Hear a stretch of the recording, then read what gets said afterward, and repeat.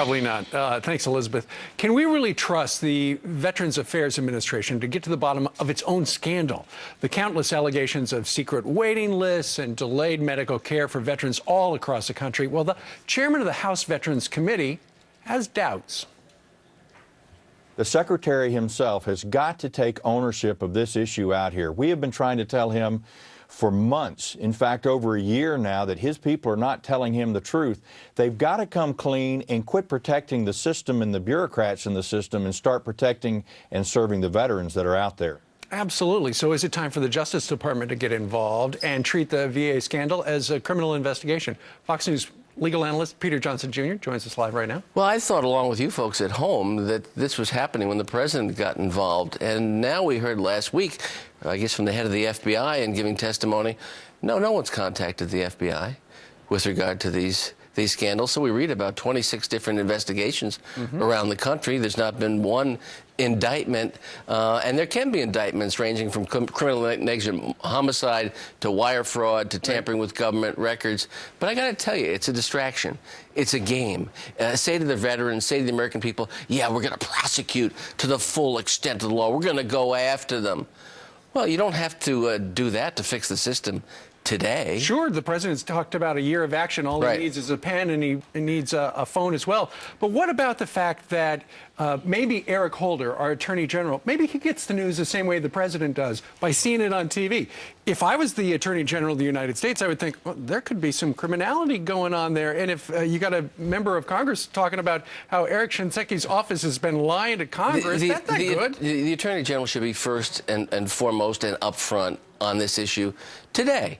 And he should hold a press conference and saying, we're doing this, this, and this. I've directed the U.S. attorneys in these cities to open investigations with regard to the VA in those particular cities.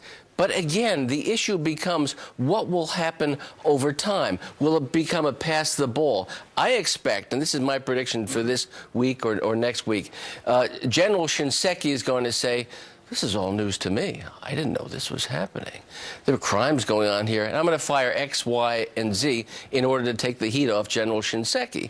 I mean, a lot of Washington has come behind Shinseki, former generals and big mucky mucks, and they said, no, we have to stand behind him. He's our war hero. He was a war hero, but he's taken the VA into the dumper, and there needs to be accountability. He needs to remember General Patton's 10th commandment, that you take full responsibility for the actions of yourself and your men. He's refused to do that. He should have tendered his resignation. Veterans have died. We know by the dozens, maybe by the hundreds, by the thousands. We need to blow up this system, not literally, but in terms of redesigning it. Maybe not for profit, maybe for profit care. Maybe we redesign these places.